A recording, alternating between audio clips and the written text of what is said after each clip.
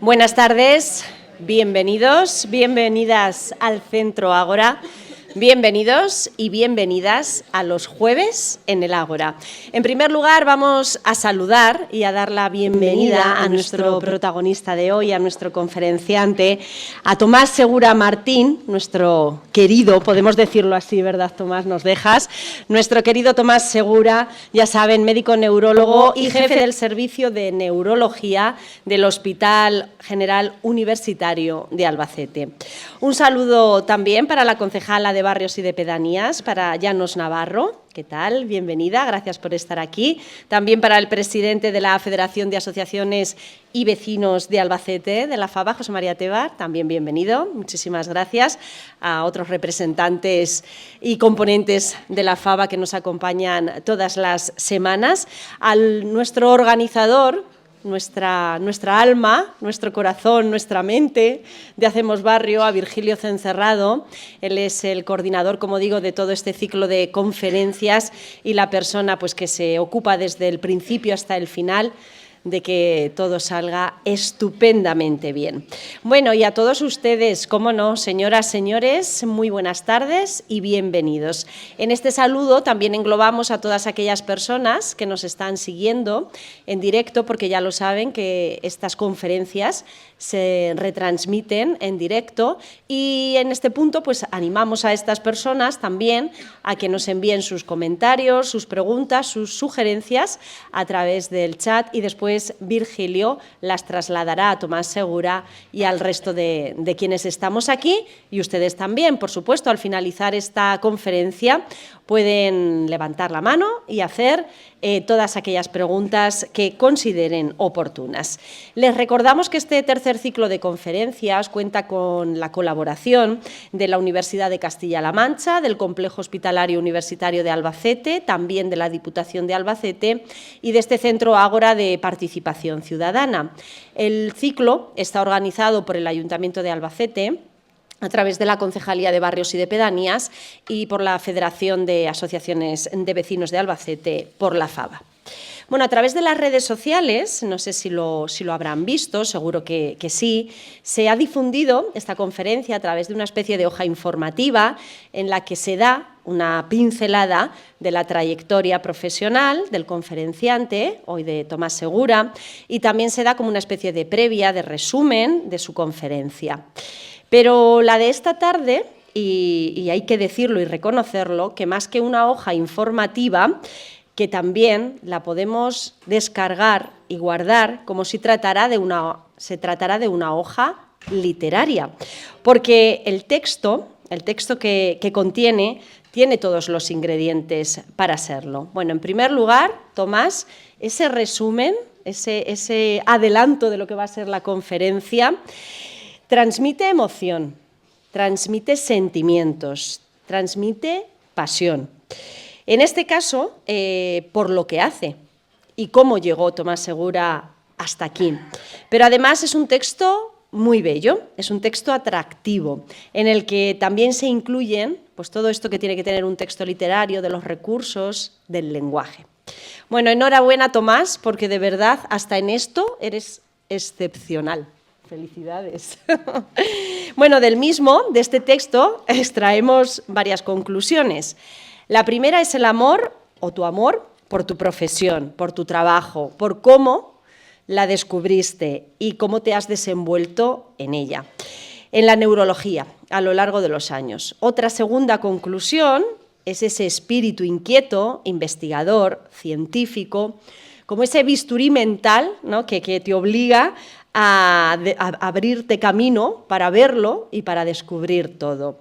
Y la tercera, pues quizá la más importante, el respeto que sientes por tus pacientes, por las personas en general, pero por tus pacientes, por esas lágrimas de lluvia, como dice el título de la conferencia, pero fíjense que estas lágrimas en parte también están compuestas de agua y que sin el agua no hay vida. Por tanto, todos importantes y todos somos vida. Bueno, cada uno de tus pacientes, en mayor o menor medida y extensión, son un relato, como vamos a ver, un capítulo de tu vida. Y bueno, tú, Tomás, para nosotros, para Albacete, para la comunidad investigadora, para la medicina, para la sociedad, ya eres, y bueno, me lo vas a permitir también el hacer esa analogía, una gran obra de la medicina universal. Bueno, no sé si de aquí, que también lo comentas en el texto, no sé si de aquí saldrá alguna persona que se enamore de la neurología, pero sí que lo que tenemos claro es que nosotros salimos, ya lo estamos, pero salimos enamorados de esa pasión con la que haces tu trabajo, pero también de esa pasión con la que nos lo cuentas.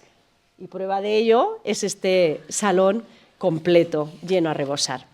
Bueno, dicho esto, les voy a presentar ya de manera más formal a nuestro conferenciante, a nuestro protagonista. Nació en Albacete, hizo la residencia en neurología en el Hospital de la Princesa de Madrid y el máster en patología cerebrovascular de la Fundación Dr. Josep Trueta. Alcanzó el grado de doctor en medicina y cirugía por la Universidad Autónoma de Madrid y desde el año 2000 trabaja como médico especialista en el servicio de neurología del Hospital de Albacete, donde además dirige la unidad del ictus de este centro desde su apertura en 2009 y es jefe del servicio desde el año 2012.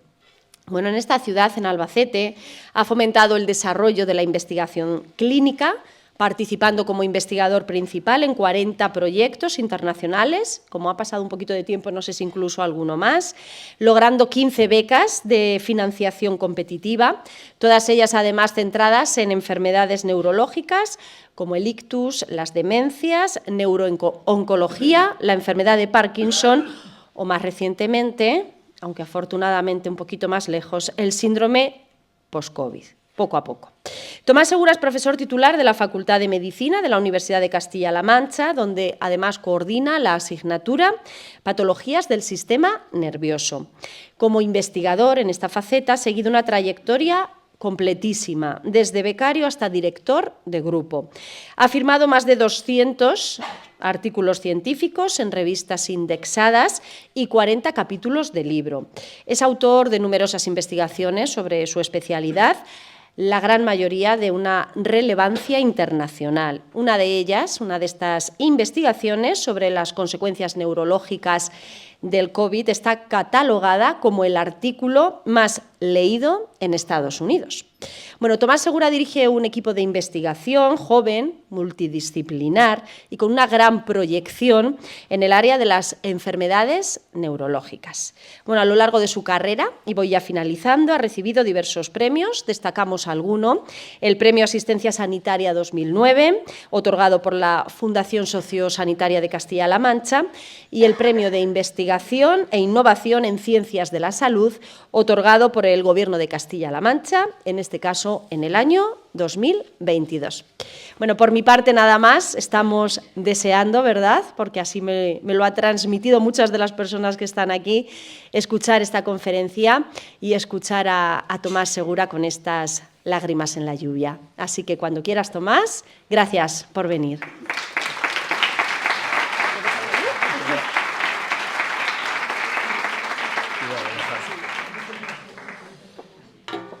Pues muchas gracias, María José. La verdad, vaya presentación más bonita. Sí que es verdad que Virgilio me pidió que hiciera un resumen de lo que iba a hablar y como cuando me pidió igualmente hacer esta conferencia, pues yo que sé, lo mismo hace 10 meses, no lo sé, porque estaba empezando a organizar este tercer ciclo. Ya he hablado varias veces aquí en la ciudad, he dado muchas conferencias divulgativas, que bueno, por no repetirme pensé, mira, voy a hacer algo diferente, pero me pilló en ese momento en el que estaba bueno, pues iniciando un proyecto que llevo más o menos un tercio, que consiste en que estoy escribiendo mis casos clínicos. No todos, claro. Algunos que me han resultado llamativos. Es difícil ahora, se lo decía, por ahí está, no sé dónde está sentada mi compañera amiga Blanca, le decía, va a ser una conferencia difícil para mí porque no lo tengo que hacer leyendo. Algunas cosas tendré que leerlas, ¿no? Pero bueno, intentaré que sea entretenida, como siempre lo intento, y que también sea didáctica, que aprenda todo el mundo.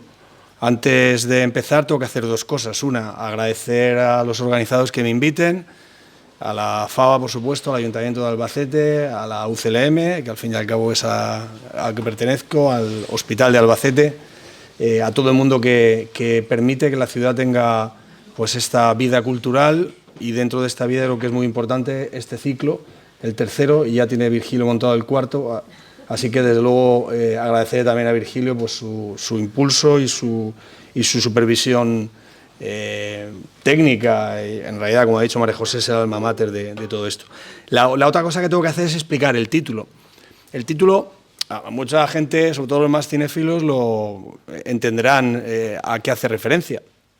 En la vida de todo médico pasan cosas muy sorprendentes. Porque la gente, supongo que la de los sacerdotes también, pero la gente se abre, le cuenta al médico cosas que a lo mejor no le ha contado a su pareja o a sus hijos. Y luego, en la vida de un neurólogo, yo creo, no he ejercido otra especialidad, es todavía más sorprendente todo, porque el cerebro funciona de una manera muy peculiar. Ahora intentaré desgranarlo, y cuando falla, pues las cosas son muy sorprendentes. Y siempre he pensado que al principio, cuando empiezas tu carrera profesional, todo esto te sorprende mucho. Y incluso llegas a casa y se lo cuentas pues, a tus compañeros del colegio mayor, si estás viviendo en un colegio mayor, como era mi primer año de residencia, o a tu familia, a tus padres. Pero ocurren dos cosas. Primero, te acostumbras. Segundo, ves que cuando lo cuentas no sabes muy bien. El otro que te está escuchando, si no es médico, no te entiende muy bien. Y luego hay una especie de pudor lógico que va inherente a la profesión, y que consiste en que, porque no se hablan de las cosas que te cuenta la gente en privado luego en una mesa tomando cervezas con los amigos, ¿no? Así que, quieras que no, primero te sorprendes, luego te acostumbras, y después se te va olvidando. Se te va olvidando, y llega un momento en que, cuando te retiras, cuando abandonas la profesión, pues todas esas vivencias, de alguna manera, se van contigo y desaparecen. Decía este replicante de la famosa película Blade Runner, no voy a hacer spoiler, pero bueno, es uno de los monólogos más famosos del cine. Se supone que es un robot y que no tiene sentimientos, y sin embargo, en esta escena cumbre de la película, ¿no? Cuando ya él domina al humano que viene a quitarle la vida, ¿no? a eliminarlo, ¿no? Pues tiene un monólogo precioso en el que dice: la verdad que es una lástima que con lo que yo he vivido, no voy a decir lo que dice, con lo que yo he vivido, todo esto ahora, con mi muerte, con mi desaparición, tenga que desaparecer, dice él, como lágrimas en la lluvia. Mientras lo dice, por supuesto, pues está lloviendo en esa ciudad futurista, y se supone que el replicante, que es un robot, pese a todo, está llorando. Y bueno, pues todo esto da lugar a un clímax de la película que es el origen del título, ¿no? Yo quisiera que algunas cosas que voy a contar aquí hoy, pues como pasarán de mí a todos ustedes, pues no se diluyan como lágrimas en la lluvia, y queden pues en la memoria de todos nosotros. Y desde luego, si mi proyecto tiene al final, se lleva a cabo, espero que la memoria de mucha más gente, porque al fin y al cabo estará en negro sobre blanco. Decía que un neurólogo ve cosas raras porque el cerebro, que es muy importante, funciona haciendo de nosotros lo que somos, ¿no? Y sin embargo, voy a poner en contexto a todo el mundo de lo que estamos hablando, y sin embargo, pues el cerebro, en fin, como tal órgano, pues es un órgano bastante poco atractivo, ¿no? Es visto por los anatomistas, no le dieron nunca mucho valor, ¿no? Es grasiento, de color amarillo, no tiene ninguna circunstancia, está arrugado, ¿no? Parece que la arruga no es bella, y nunca llama mucho la atención. y pese a todo, pues el cerebro es el responsable de que cada uno de nosotros sea quien es, y no otro. Es gracias al cerebro. Y el cerebro, que por fuera parece tan poco atractivo, está lleno de células, las neuronas y todas aquellas que están de soporte, pero solo hablando de neuronas, estamos cerca de tener cada uno de nosotros 100.000 millones de neuronas, 100.000 millones de neuronas dentro de nuestro cráneo, y 100.000 millones de neuronas son más neuronas que estrellas tiene una galaxia. Esta, por ejemplo, es una galaxia que es la Gran Nube de Magallanes. Me gusta ponerla porque es una de las pocas que se ve a simple vista. Claro, nosotros no la vemos porque estamos en el hemisferio norte. Se llama de Magallanes porque fueron los españoles, cuando daban la vuelta al mundo, los primeros en llamar la atención sobre esta galaxia, una de las más cercanas a la Vía Láctea. Pues toda una galaxia no tiene tantas estrellas dentro como nuestro cerebro neuronas. Y sin embargo, el cerebro, que tiene una enorme cantidad de posibilidades, funciona de manera parcelar. Esto ya lo he contado otras veces y aquí no lo voy a volver a contar, claro, porque hoy voy a dar una charla diferente, pero de cómo la medicina en general y los investigadores fueron capaces de descubrir que el cerebro, que parece homogéneo, funciona parcelarmente. Es muy interesante, pero tiene varios puntos culminantes. Uno de los más importantes es tan cercano en el tiempo como el siglo XIX y se lo debemos a este señor, que era un médico francés, que se llamaba Pierre-Paul Broca. Y Broca era neurólogo, como se podía ser neurólogo en aquella época, porque entonces tampoco había especialidades médicas. Bueno, pues se dedicaba a ver gente que tenía problemas en la cabeza. La mayoría serían locos o sifilíticos o dementes de cualquier tipo, pero Broca llevaba ya su idea, el hombre, de toda su vida, estaba al final de su carrera y él estaba convencido de que el cerebro funcionaba de manera parcelar, quería demostrarlo. Tuvo la suerte, la vida está hecha de casualidades, que se cruzó en su camino un paciente, el señor Monsieur Le Bon, más conocido en el asilo donde estaba como señor Tantan, precisamente porque tenía la circunstancia de que no podía hablar. El señor Tantan solo decía Tantan, no decía otra cosa. Pero lo que le llamó la atención a Broca y a todos los que rodeaban al señor Tantan es que era un hombre con una inteligencia muy preservada. Vamos, jugaba muy bien al ajedrez, solía ganar, era hijo de maestros de la ciudad de París, había tenido una buena educación. El problema es que desde niño había tenido ataques epilépticos y estos ataques epilépticos lo dejaron a una temprana edad con la incapacidad para hablar, pero no para comprender.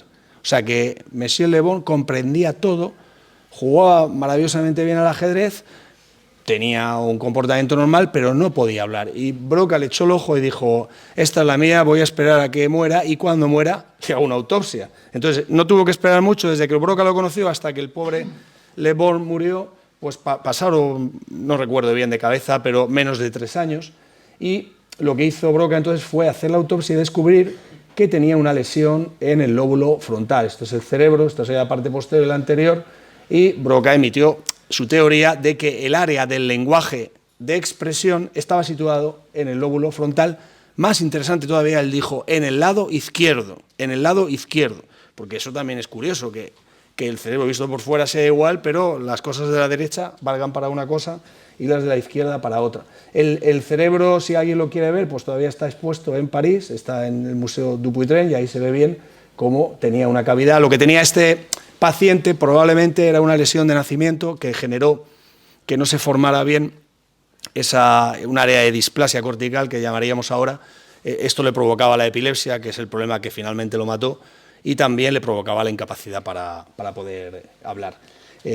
Como curiosidad decir que muy cerca del cerebro del señor Tantan está el cerebro del propio Broca, también en un cacharro y expuesto al público, porque Broca cedió su cerebro a la ciencia, así que ahí tenemos al señor Tantan y a Broca, los dos muy juntitos. Después de Broca, algunos neurólogos, sobre todo alemanes, descubrieron un área similar, pero esta vez para el lenguaje de comprensión, ¿no? Y lo que llamamos ahora, se sigue llamando en medicina, área de Broca, en el lóbulo frontal, y área de Wernicke, en el lóbulo temporal. Esto fue un hito en la neurología, ver que el cerebro funcionaba de manera parcelar, o de manera somatotópica. El segundo punto culminante probablemente se lo debemos a este otro personaje, también médico y también de, aunque nació en el siglo XIX, ya del siglo XX, que es el doctor Penfield. El doctor Penfield, que era norteamericano, hizo una cosa de gran mérito. Él se dedicó a... era neurólogo y neurocirujano, es decir, él fundamentalmente tenía una formación quirúrgica, al final acabó establecido en Montreal, en Canadá, y lo que él hizo allí fue una cosa interesantísima, que fue delimitando, durante las cirugías, fue delimitando en la corteza cerebral, mediante estimulación eléctrica, el área de función motora y el área de percepción sensitiva de nuestro cerebro. ¿Cómo lo hizo? ¿Cómo lo hacía? Muy sencillo, él tenía que operar a los pacientes epilépticos y muchas veces la solución es quirúrgica y como se dice, mire, como no se le va con ninguna medicina, lo que voy a hacer es que le voy a quitar un trocito de su cerebro. ¿Qué trocito? El que está descargando de más. Y ahora ya viene el salto que ahora no podríamos hacer, siempre lo digo, ahora no podríamos hacerlo, pero entonces, pues a mediados del siglo XX se hacían las cosas de otra manera.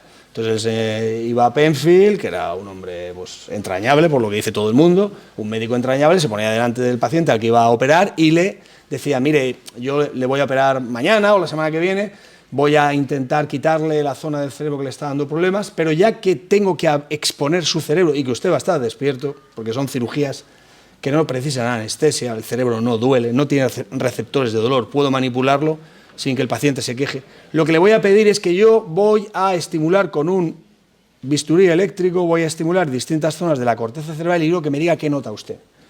Pues la gente decía, yo, doctor Penfield, lo que usted diga, en fin, lo que decía la gente entonces, ¿no? Ahora no lo dice así, ¿no? Pero entonces lo decía. Y entonces el doctor Penfield, pues cuando ya tenía el cerebro expuesto, iba con su electrodo, iba apretando y en determinadas zonas, en algunas no encontraba ninguna respuesta, en otras encontraba respuestas increíbles, tiene un libro escrito al respecto que es interesantísimo, pero lo que sí que hizo y que se replicaba de un paciente a otro es que cuando él estimulaba la zona del área motora que llamamos ahora, en el lóbulo frontal, justo por delante de la cisura, pues lo que ocurría es que si estimulaba esta zona más medial del cerebro, o sea, la que se vería por el otro lado, entonces el paciente movía la pierna, entonces él iba dibujando pierna, pie, rodilla, tronco, toda esta zona de la corteza cerebral para la mano, toda esta zona de la corteza cerebral para la boca, para los ojos, para el movimiento de la lengua.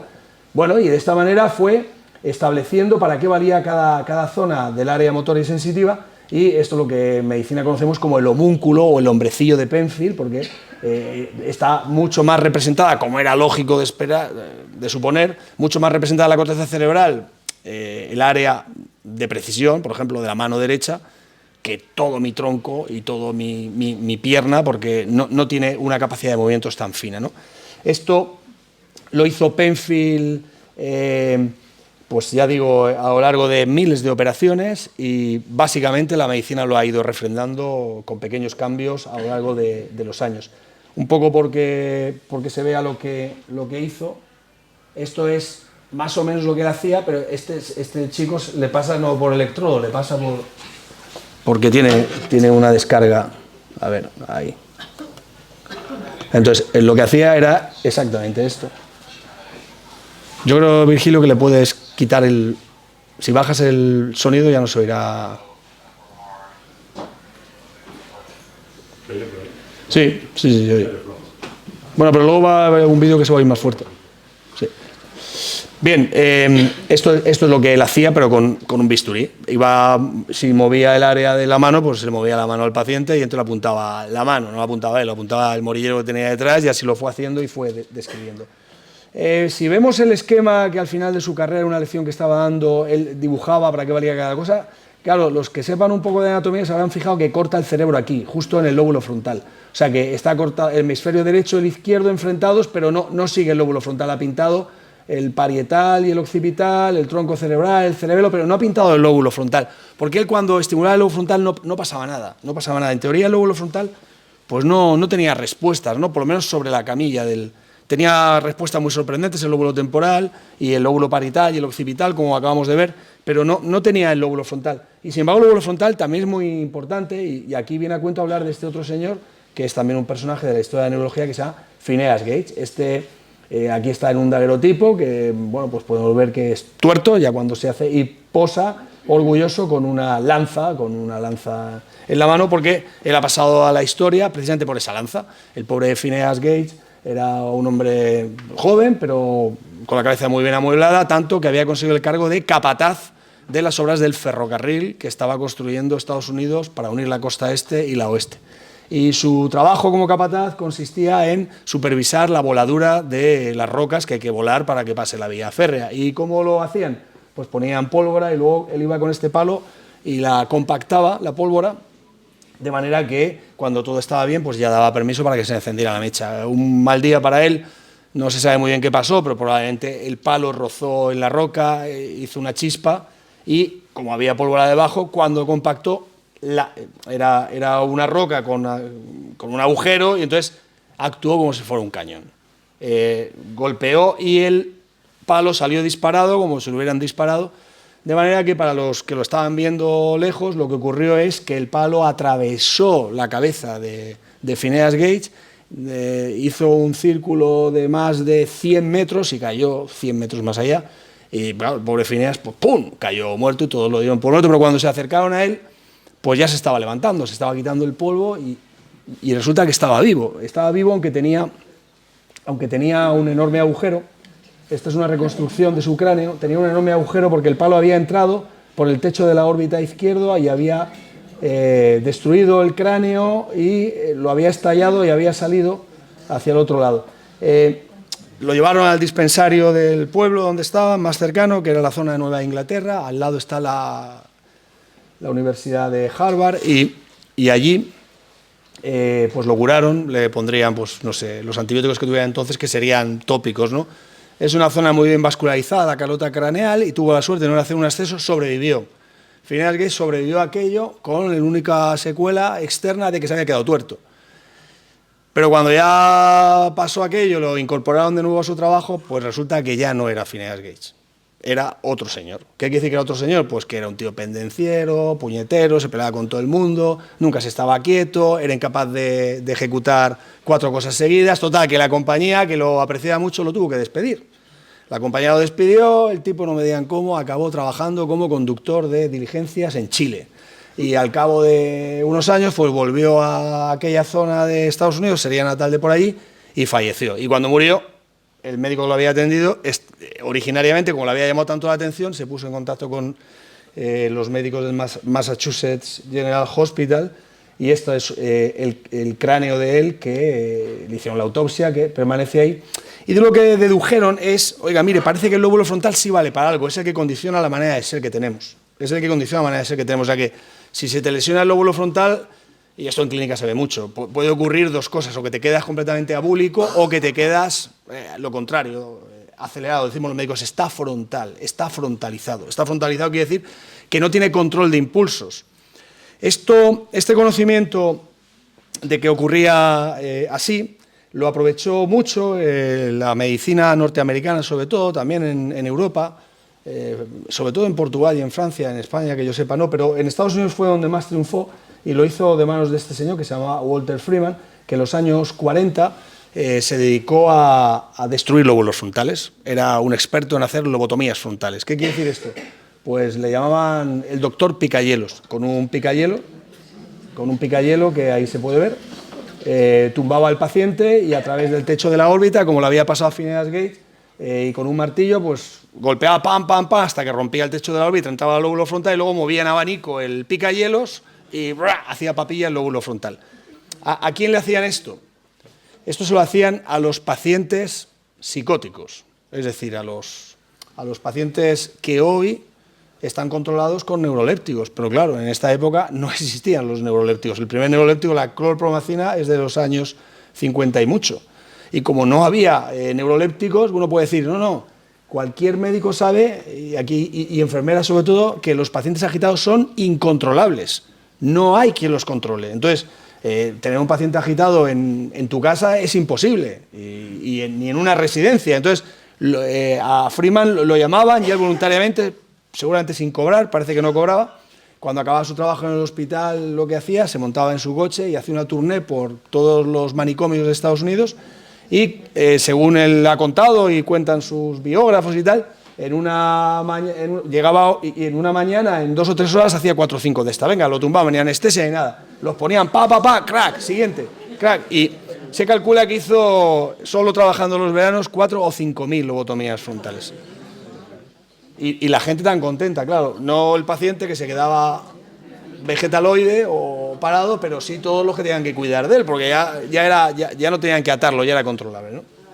Quiero decir con esto que la historia de la medicina está lleno de casos sorprendentes. Yo aquí he puesto pues, el de Phineas Gates, el de Broca y los casos que tuviera Walter Freeman. Uno de ellos, por cierto, era Rosemary Kennedy, que era hermana del presidente de los Estados Unidos, John Fitzgerald Kennedy, que parece ser que es un caso desgraciado porque la pobre Rosemary no tenía ninguna psicosis, lo que tenía era pues que era pues un poco alegre de más, y como bueno, su familia era así muy estricta, ortodoxa y tal, pues dijeron, pues nada, que venga el doctor Freeman y nos la pare un poco.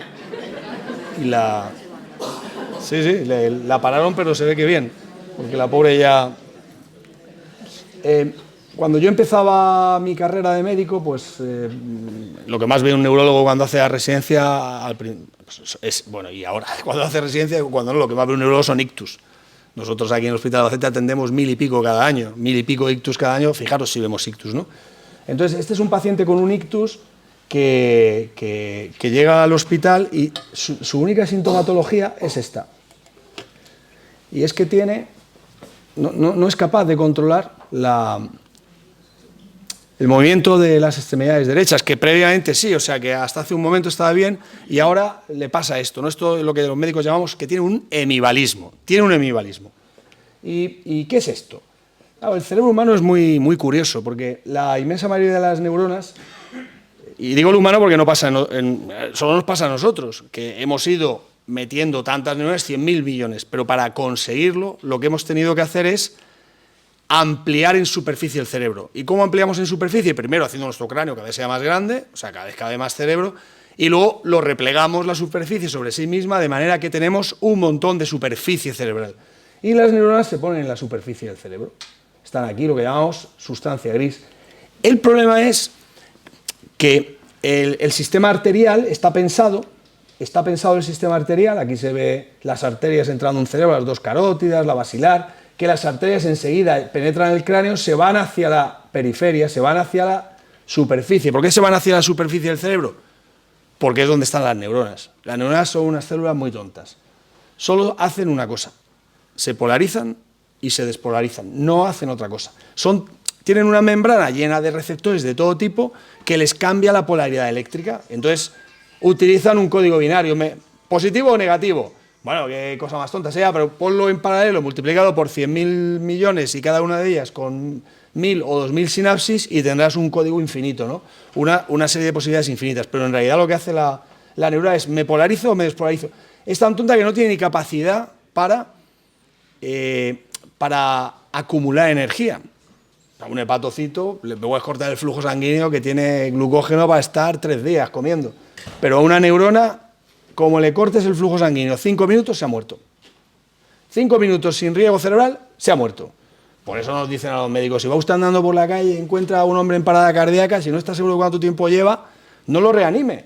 Porque aunque el corazón vuelva a latir, su cerebro ya está frito. Y va a sacar una persona, pues eso, con una encefalopatía anóxica grave, 5 minutos. Podemos poner excepciones, no sé si son niños, un poco más, si hace mucho frío, pero vamos, el tiempo es ese. Entonces, la perfusión del cerebro, digamos, las arterias están preparadas para irse a la periferia.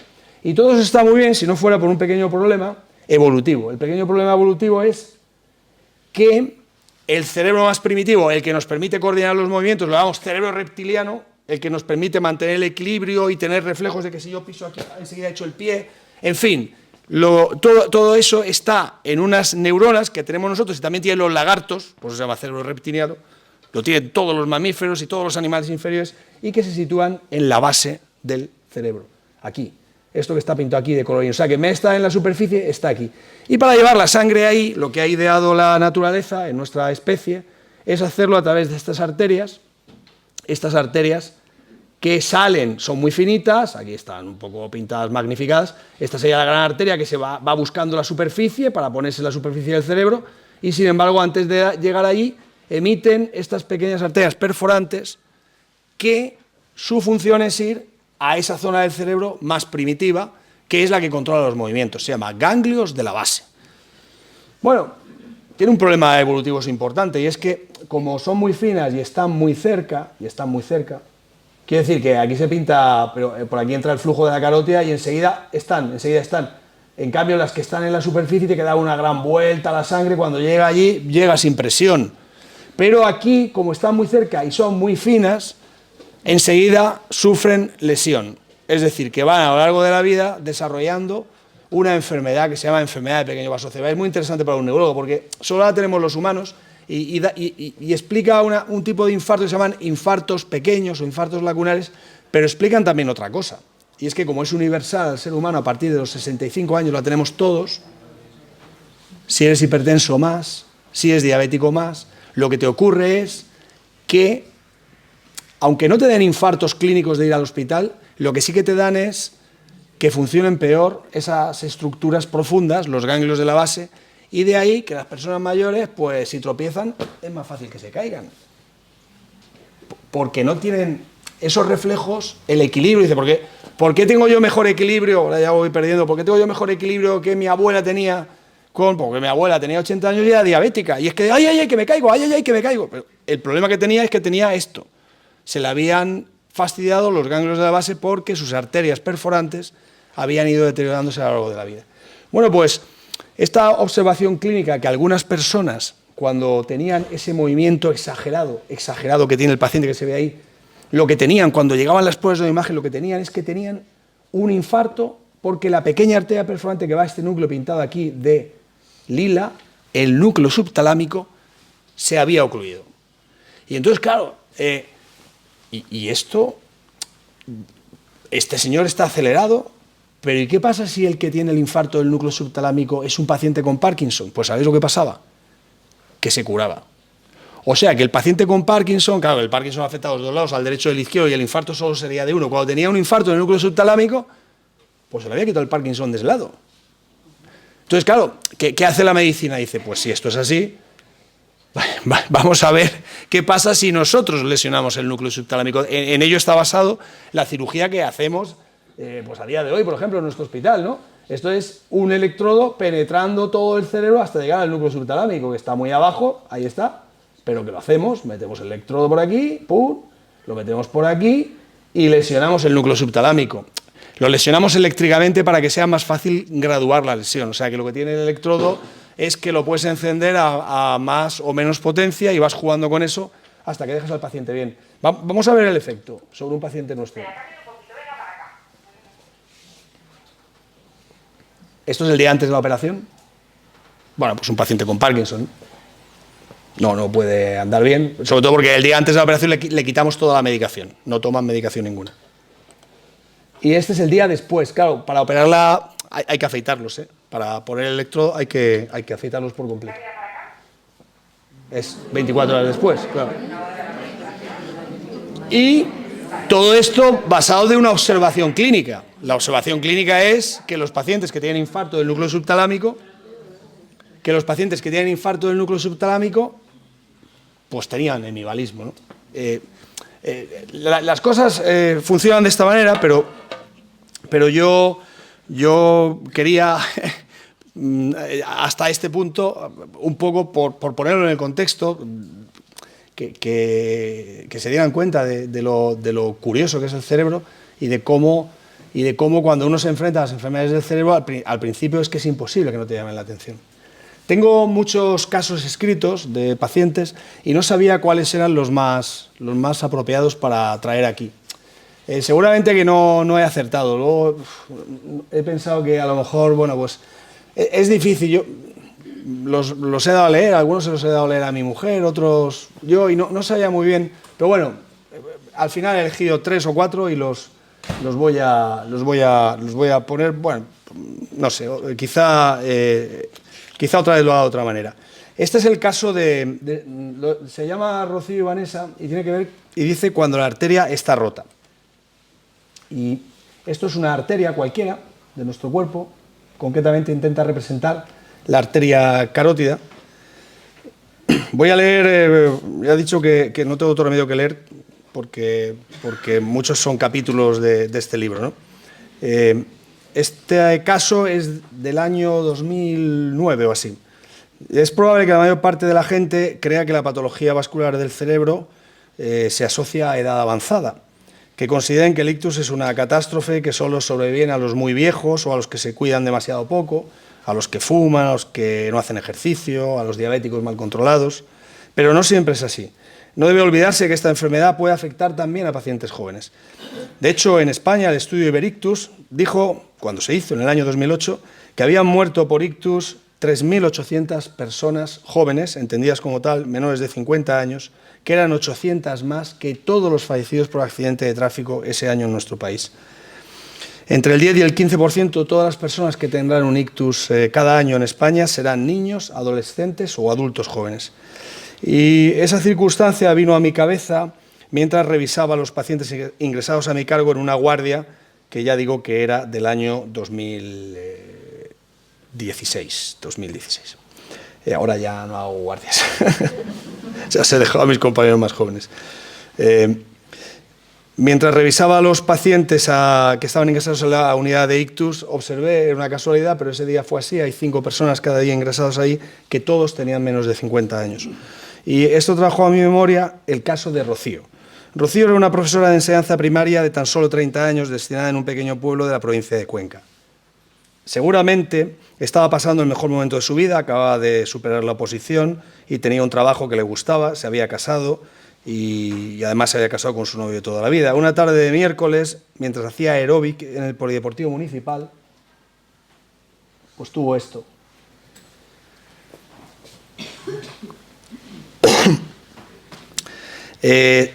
Perdió la fuerza en extremidades izquierdas y se desplomó sobre el suelo del tatami. Ya entonces funcionaba bastante bien el código ictus en la provincia de Albacete, así que en menos de 3 horas después de que esto le pasara a la paciente, que ya digo era de un pueblo de Cuenca, pues estaba en urgencias del hospital de Albacete y el neurólogo de guardia, que era aquel día yo mismo, tenía que atenderle. Entonces no teníamos TACs multimodales, pero sí que teníamos ecografías, siempre hemos tenido ecografías y en Albacete hemos sido bastante buenos haciéndolas, así que nada más llegar la paciente, pues yo pude diagnosticar una chica de 30 años que tiene un ictus, es decir, una pérdida súbita de fuerza en extremidades izquierdas, mientras no se demuestra lo contrario es un ictus, le haces un escáner cerebral y es normal, le haces una ecografía cerebral y encuentras que la arteria está rota. La arteria está rota, aquí se ve cómo la pared de la arteria está en medio y como hay mucha luz no se aprecia bien, pero en realidad si viéramos aquí hay una falsa luz y esta falsa luz está ya llena de trombos. Si lo vemos en un corte coronal, es decir, en vez de ver el tubo en longitudinal, lo vemos de arriba abajo, podemos ver cómo tiene 2 luces, una luz auténtica y la otra por donde se ha metido la sangre. Y el problema de esto es que la sangre se mete en esa luz falsa porque se ha roto la pared de la arteria y la sangre se mete por dentro de la pared y llega un momento que va bombando la arteria hasta que la tapa. De hecho, esta chica, pues al día siguiente, este es el escáner que tenía cuando llegó, pero al día siguiente, cuando se le hace la arteriografía, lo que se ve es que la arteria se va afilando hasta que se tapa. Esta enfermedad, la disección de arterias cervicocraneales, es poco común, pero se ceba en gente joven, sobre todo. Es probable que sea debido a una debilidad congénita de la pared del vaso, pero lo hemos visto en circunstancias muy banales. Ella estaba haciendo aeróbic, pero yo he llegado a ver a alguien que se diseca la carótida porque se estaba haciendo el nudo de la corbata de manera un poco violenta. O sea que realmente es probable que lo que hay debajo sea una alteración congénita de la pared del vaso. La carótida interna es responsable de la perfusión de la zona más importante y extensa de nuestro cerebro. Así que si un paciente tiene un infarto en ese territorio, con gran probabilidad quedará condenado a no poder mover las extremidades del lado contrario, a tener desviada la cara y no ser consciente de una parte importante de tu campo visual. Como eso lo sabemos, los neurólogos cuando atendemos a los pacientes intentamos solucionar el problema antes de que este sea irreversible.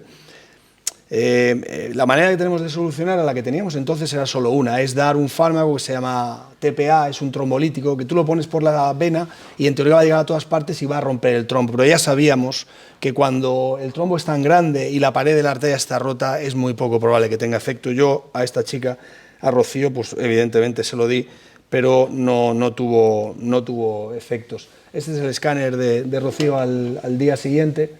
y como es una persona joven, no tiene atrofia cerebral, el cerebro se ha infartado y se ha inflamado mucho, tanto que para salvar su vida no hubo otro remedio que al día siguiente fracturar su cráneo y permitir que el cerebro se expandiera. Hay una craneotomía hecha, el cerebro se expandiera por completo y de hecho, pues al cabo de un mes, este era su TAC, se había normalizado, no estaba ya desplazado el cerebro, pero lo que sí que tenía desgraciadamente era pues, un gran infarto cerebral que le causó pues un problema de salud importante.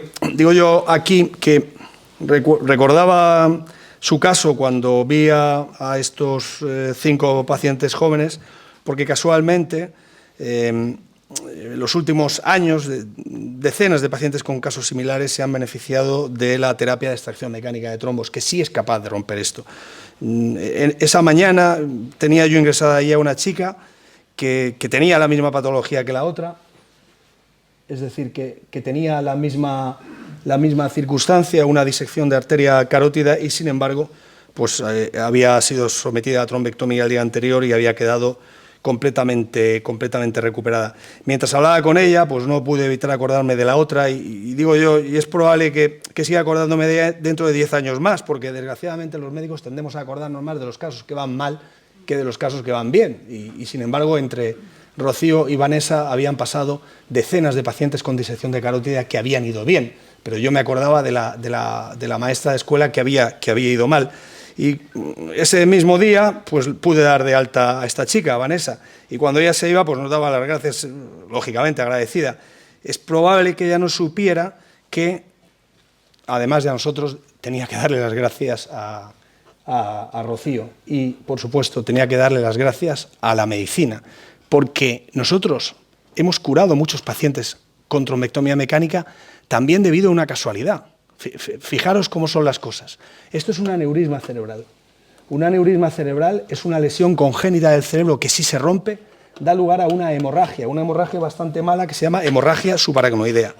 La hemorragia subaracnoidea se produce fuera del cerebro porque, como hemos visto antes, las arterias, cuando entran al cráneo, lo que buscan es la superficie del cerebro, y el aneurisma está antes de que lleguen a la superficie, y por tanto, cuando se rompen, no se rompen dentro del cerebro, se rompen fuera. Pero la hemorragia subaracnoidea, que es muy grave, se corregía clásicamente. Cuando yo empecé la medicina, solamente había una manera de corregirla, que era operándola. He traído este vídeo de una cirugía de aneurisma de nuestro hospital, pero es solo para que se hagan una idea de lo difícil que es esto, porque esto es lo que ve el cirujano. El cirujano está operando con una pinza a través de un microscopio, lo que se ve al fondo es el cerebro, y lo que tiene que hacer es, entre todo esto, que parece todo lo mismo, encontrar el aneurisma y ser capaz de ponerle una pinza sin romper la arteria. Esto es yo diría que es la cirugía más difícil que existe. No existe otra neurocirugía más difícil que esta, y de hecho es tan difícil pues que con gran frecuencia sale mal, se rompe el aneurisma durante el procedimiento quirúrgico y el paciente muere. Hay un libro muy bueno que yo recomiendo a todos mis estudiantes de medicina, que escribió un neurocirujano inglés hace pocos años. El libro se llama Ante todo no hagas daño, o Primum non nocere, pero lo bueno de este libro es que el neurocirujano que lo escribió era el neurocirujano de referencia nacional en el Reino Unido de cirugía de aneurisma. Y durante el libro él va exponiendo su problema, y su problema es que llega un momento en que dice: me tengo que jubilar, y me voy a jubilar, no sé si el año que viene o a los 2 años. Y entonces dice: ¿quién va a operar esto? ¿Quién va a operar esto? Y decide que tiene que dejar que alguno de los junior que tendrán 40 años, opere aneurisma. Y el problema es, cada día él, cuando le vienen de todo el país a operar, cada día cuando llega el paciente, ¿cuál elige para dejar que lo maten? ¿Sí? Porque él cree que lo va a matar el otro, porque no ha operado tantos aneurismas como para que le salga bien. Entonces, tiene que elegir a quién va a dejar morir. Y es un problema ético importante, porque para la ética y la filosofía vale lo mismo la vida de una anciana de 87 años que de una madre de familia de 32, pero probablemente para el médico no. Y el médico tiene que tomar esa decisión y se siente fatal. No. El problema tan grandísimo lo siguen teniendo en Estados Unidos y sobre todo en Inglaterra, porque no han desarrollado lo que hemos desarrollado en el resto de Europa, que es esto que yo voy a poner ahora, que es el tratamiento intervencionista de los aneurismas. El tratamiento intervencionista de los aneurismas consiste en meter un catéter hasta el aneurisma y soltar ahí un material que concretamente es platino. Lo que soltamos les llamamos coils de platino, que cuando llegan al saco aneurismático lo bloquean, de manera que a partir de ahora la sangre ya nunca pasará por ahí y por tanto no podrá romperse el aneurisma, por tanto no podrá haber hemorragia subaracnoidea y el paciente sobrevivirá. Lo sorprendente del asunto es que esto se está haciendo ya desde los años 2000, 2001, pero cuando poníamos, este es un aneurisma cerrado en nuestro hospital, y lo que le pasa al aneurisma es que estás poniendo las espirales de platino y de repente, claro, no estáis acostumbrados a verlo, pero de repente lo que pasa es que, fíjate, distal al aneurisma se ha escapado una espiral, no sé si se ve ahí. Claro, si se me escapa la espiral, me va a dar un infarto cerebral porque se va a meter en una arteria sana. Entonces, ¿qué es lo que idearon los intervencionistas? Idearon estos aparatos que se llaman stent drivers y que lo que hacen es, se desplegaban, iban hasta donde estaba el coil que se les había escapado y lo capturaban. Ahí está el coil, capturado por esta malla que se llama stent. Bueno, pues fue un español al que se le ocurrió, un radiólogo que trabajaba y trabaja en Barcelona, se le ocurrió con uno de estos pacientes, como un caso como el de Rocío, que si puedo sacar un coil, ¿por qué no voy a poder sacar un trombo? Entonces, estoy hablando del año 2011, 2012, no hablo de hace más tiempo, ¿eh? Entonces lo que hicieron fue meter el stent driver y tirar del trombo y sorprendentemente sacaron el trombo entero. De manera que ahora esto es lo que se hace por rutina en todos los hospitales de España, también en el nuestro. Se hace por rutina, es introducir un stent y sacar el trombo. Por eso ahora, cuando nos viene una chica como Rocío, pues lo normal es que consigamos reparar la arteria y la paciente se vaya completamente asintomática, como le pasó a la que yo contaba aquí en este relato del último día.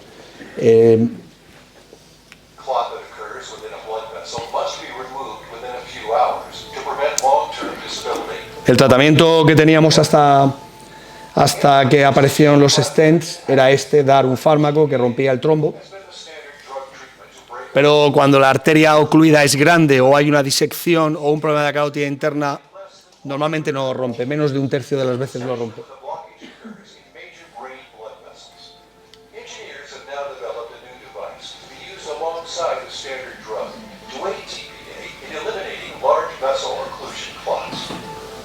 Stent retriever is used in a procedure called a mechanical thrombectomy by way of a catheter to the site. La terapia química es efectiva en menos de un tercio. La otra es efectiva en más del 90%. Y la otra, no sé por qué se ha parado, pero la ponemos en marcha. Pues no.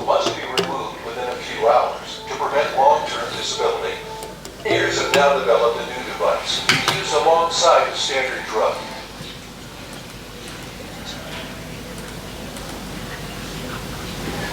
Push clots. The stent retriever is used in a procedure called a mechanical thrombectomy by way of a catheter to the atraviesa el trombo, luego lo hinchas y lo captura. Y luego tiras de él y lo sacas. Bueno, esto es lo que hacemos a día de hoy. Este es otro caso. Este es el señor Martínez. El señor Martínez es un empleado de banca de ese tipo que podríamos llamar clásico y que probablemente pues ya no exista mucho, por lo menos en los bancos a los que yo voy. Afeitado impecable, traje y corbata cada día y una educación exquisita para atender a todos los clientes al otro lado de su mesa o de la caja, y así el hombre durante 40 años. Tenía ya 72 y llevaba 10 jubilado cuando una mañana del mes de mayo, sentado a la mesa del desayuno, observó que no era capaz de agitar bien la cuchara dentro de la taza. Cuando fue a incorporarse para contárselo a su mujer, le falló el pie derecho y se cayó en el suelo de la cocina. El 112, avisado, llegó a su casa, hizo el diagnóstico de ictus y trasladó el paciente a nuestro hospital, donde llegó en poco más de una hora. Como tantas otras mañanas en el pasado, pues yo era el encargado de llevar el busca, así que bajé hasta observación, comprobé que no tenía datos de afectación de la corteza cerebral, pedí un TAC craneal, sospechando que tendría un infarto de pequeño vaso, un infarto lacunar de una arteria perforante, y el TAC pues, confirmó mi presunción porque fue un TAC cerebral normal. Ya en urgencias le dimos una medicación antitrombótica, mientras el paciente esperaba para ingresar en la unidad de ictus, la clínica se resolvió por completo, de manera que al final de la mañana la enfermera responsable de la unidad constató que el paciente estaba asintomático desde el punto de vista neurológico. No obstante, decidimos ingresarlo para control de evolución y monitorización cardíaca, porque a veces se trata de embolias cardíacas y entonces los dejamos ingresados para monitorizar el ritmo cardíaco durante al menos 48 horas. En una unidad de ictus, los pacientes permanecen solos y están conectados a un monitor cardíaco que recoge de manera continua la frecuencia y el ritmo del corazón. Llevan también un dedal en el dedo que informa de manera permanente sobre la saturación de oxígeno de la sangre y, en general, en las primeras 24 horas se les restringe el movimiento para evitar alteraciones en la perfusión del cerebro que, quieras que no, acaba de sufrir una isquemia y puede tener perdida la autorregulación.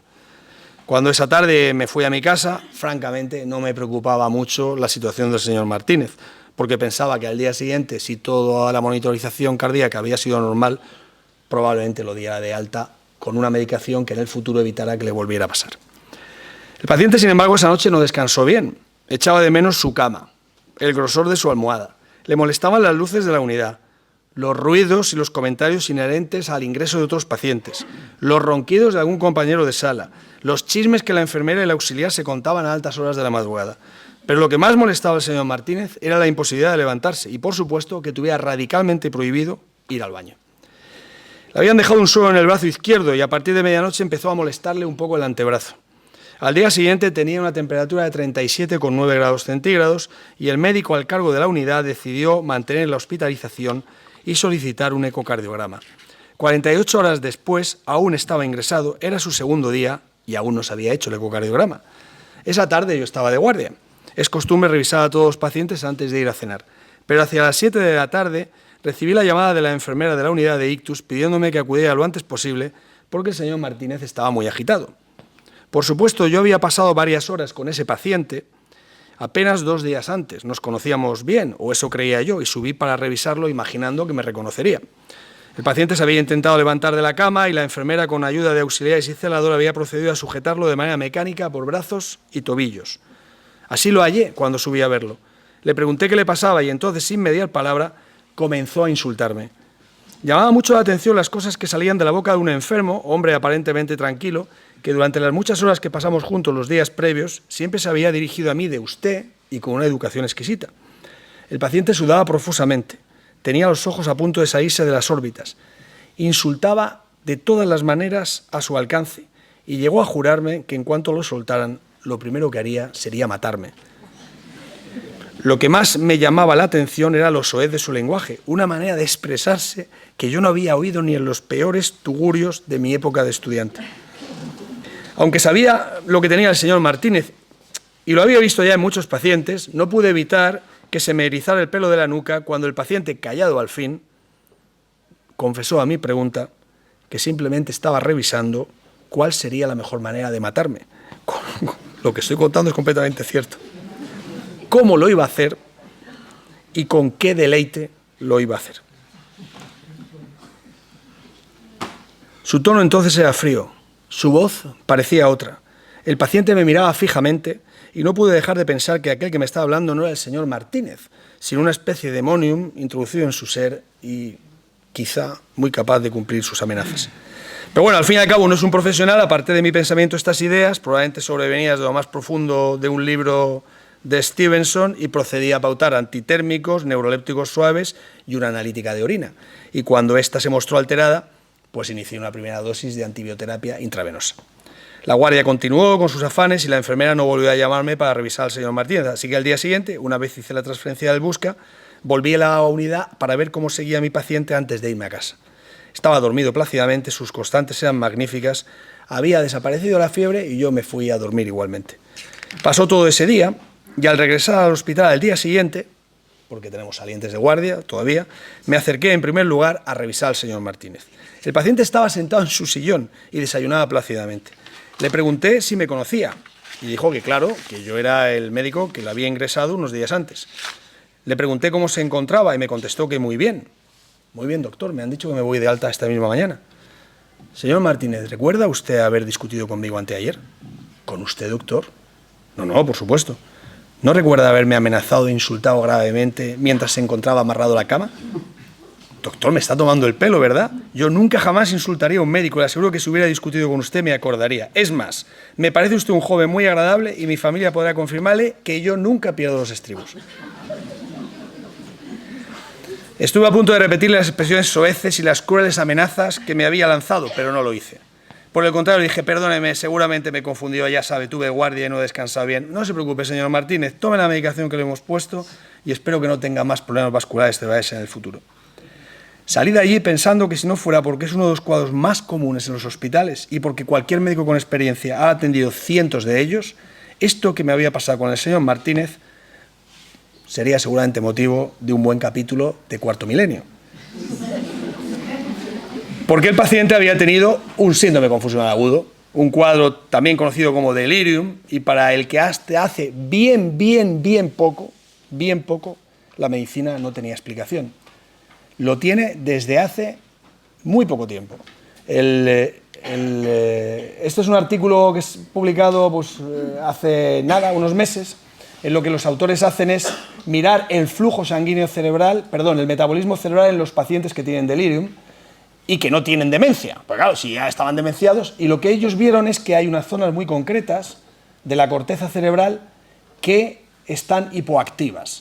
Y más en concreto, en esta prueba, este es el paciente con delirium y este es el paciente de la misma edad, con la misma patología, pero que no tiene nada, más en concreto, la diferencia fundamental está en el tálamo, lo digo porque los médicos aquí presentes, pues ya saben que lo que le pasa a los pacientes es el tálamo de un control que funciona perfectamente y el tálamo de un paciente con delirium que no funciona, los dos tálamos.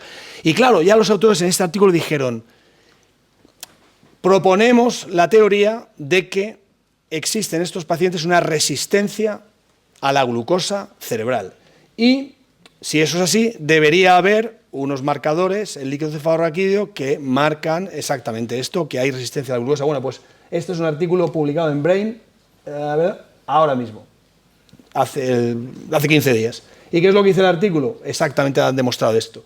Es la imposibilidad de utilizar la glucosa en el cerebro lo que provoca el delirio, este cuadro tan sorprendente y que, de alguna manera, todo médico ha visto. No sabíamos a qué era debido, pues ya lo sabemos. El problema es más acusado si el paciente es diabético porque tiene resistencia a la insulina y por tanto va a ser más fácil que su cerebro no metabolice la glucosa. Es sorprendente, he dicho que las neuronas prácticamente solo utilizan esto, van a ser las neuronas fundamentalmente talámicas y es probable que lo que condiciona que no sean capaces de metabolizar la glucosa sea la liberación de una serie de sustancias, ahora todo el mundo las conoce porque se pusieron de moda con el COVID, que se llaman citoquinas y que lo que hacen es, de alguna manera, alterar un poco el metabolismo de la glucosa en esa zona cerebral. Así que, el pobre señor Martínez se fue a casa sin saber lo que había tenido y ahora yo lo sé y lo saben también mis compañeros. Este es otro caso que he titulado Cuando el jefe de sala se despista. Justo después del COVID, pues las consultas estuvieron cerradas y nosotros, como ha dicho María José, hicimos una cierta, no sé si llamar fama o como fuera con el tema este del COVID. El caso que a mí me ha consultado las cosas más raras la gente después de tener el COVID. Y un hombre que me llamó la atención porque me pareció que lo contaba muy bien. Este hombre era un jefe de sala de un restaurante muy bueno. Y entonces él me contaba lo que era su trabajo de un jefe de sala, que vamos a cenar y no nos fijamos, pero claro, si hay 10 mesas, es el que, si el restaurante es bueno, es el que está pendiente de que no haya 3 comensales y 2 tengan el plato y el tercero no, o sea, que lleguen todos a la vez, o de que se haya acabado el agua y no se la repongan, o de que el vino... Entonces esto, al parecer, por lo que él me contaba, es de una cierta organización y una cierta complejidad. Y entonces él me decía que era incapaz de hacer esto. ¿Pero por qué no lo puede hacer usted? No, yo me pongo y no... O sea, miro una mesa y la otra y no soy capaz de... Pero no conseguía explicarme lo que le pasaba y aunque yo lo sentaba en la camilla y lo exploraba con detenimiento, pues yo no le encontraba ningún déficit. Se movía perfectamente, su equilibrio era perfecto, su visión era perfecta, su lenguaje era perfecto, todo lo que puede explorar un neurólogo en la camilla era perfecto, todo. Todo lo que se puede explorar en una consulta normal de intelecto era también perfecto, pero sí que a veces no hace falta ni pasarle los test, porque si te lo está contando y no tiene errores gramaticales, no se confunde, habla con normalidad, pues este señor es como yo, pero claro, lo que me está diciendo es que antes era capaz de hacer una función que requiere quizá un nivel superior de atención y que ahora no puede. Bueno, yo no le pude dar explicación ni le pude dar solución a este ni a tantísimos otros pacientes que cuentan cosas parecidas. Este señor, ahora sabemos que queda englobado dentro de este complejo síndrome que se llama post-COVID y que no es más que la persistencia de sintomatología muy variada, no veremos cuál, pero fundamentalmente cognitiva, que aparece en los pacientes una vez han superado la enfermedad, incluso aunque la enfermedad, el COVID agudo, haya sido banal. El síndrome post-COVID es un problema muy grande para la medicina porque estos son todos los síntomas que pueden tener los pacientes, ¿no? Y aquí empezamos a ver pinchazos, tubaritis, dolor muscular, ataques de pánico, desorientación, bueno, 200 síntomas diferentes. Y es verdad que te vienen a la consulta y abren la libreta. ¿Qué le pasa a usted? No te dicen, pues me duele la cabeza, no, sacan la libreta y te empiezan a detallar lo que le pasa y a veces se tiran muchos minutos contando solo lo que te pasa, ahora ponte tú a intentar solucionar. Yo personalmente lo que hago es, vamos a centrarnos en qué es lo que más le molesta de todo esto y nos centraremos en ello porque si no es imposible. Hay varios estudios sobre cuáles son los 20 síntomas, y si lo miráramos, de los 20 más frecuentes la mayoría son neurológicos y de hecho se calcula que aproximadamente el 13% de todos los pacientes que han superado COVID quedan con secuelas neurológicas los siguientes meses. Ya si va a ser toda la vida o se va a retirar en 2 años, no lo hice la definición, pero los siguientes meses. Y una de las más frecuentes, aquí he puesto todas las que nosotros vemos, con diferencia, aparte de la fatiga, que es más difícil de explicar, está esta sensación de niebla cerebral. Y claro, el problema es si esto existe o no existe, porque muchos colegas míos, por lo menos hasta la fecha, neurólogos o no neurólogos, pues han mantenido, mira, escúchame, ese que dice que no puede el jefe esa, lo que pasa es que tuvo el COVID, y él se salvó, pero su padre murió, el trabajo, el restaurante fue mal, dormía peor porque tenía inquietud e insomnio y ahora, pues claro, pues está menos reposado el hombre y lo que tiene es un trastorno de ansiedad, y ya está, no le den más vueltas. Presta menos atención porque tiene un trastorno de ansiedad. O sea, esto ha sido común pensarlo y además es que es lógico pensarlo porque todo lo que hemos explorado siempre ha sido normal. Y si además esto te sucede después de una catástrofe, nos han encerrado, se te han muerto no sé cuántos familiares, has perdido el trabajo, has estado a punto, pues lo normal es pensar que el paciente tiene un cuadro en realidad psiquiátrico o estrés postraumático, trastorno de ansiedad o como quieras llamarlo. Pero lo cierto y fijo es que, mira, nosotros, precisamente nosotros, además también el 2 de abril, después de recoger cientos de pacientes de este tipo, hemos podido determinar que no, que en realidad hay un problema en el cerebro. Y hemos determinado el problema en el cerebro y cuando... La determinación del problema cerebral hemos hecho de 2 maneras. Uno, pasando test neuropsicológicos que son muy complejos, no son los que puede pasar un neurólogo en 10 minutos, el Minimental o cualquier otro, sino hicimos una batería de 2 horas y media, que nos hicieron psicólogos expertos, y luego hicimos resonancias. Ahora las enseño, pero lo que me llama la atención es que me he acordado muchas veces de este paciente, porque al final lo que nosotros hemos determinado en este artículo, lo que hemos determinado con 100 pacientes en concreto, es que lo que los pacientes tienen en realidad son déficit de atención, trastorno de memoria de trabajo y de la velocidad de procesamiento y fluidez verbal. Oye, justo lo que se necesita para ser jefe de sala. Digo, claro, es que el pobre hombre lo tenía todo. Y cuando hemos hecho resonancia funcional, hemos encontrado que hay una zona del cerebro de los pacientes, esta, que es más fina. O sea, que de alguna manera el virus o algo desencadenado por el virus lesiona la corteza cerebral y la lesiona más en concreto en esta zona tan interesante que es el lóbulo temporal. El lóbulo temporal pues está muy implicado en todas estas cosas que yo he dicho. Pero, más interesante todavía es que lesiona la conectividad del cerebro. Vamos a verlo si el vídeo corre.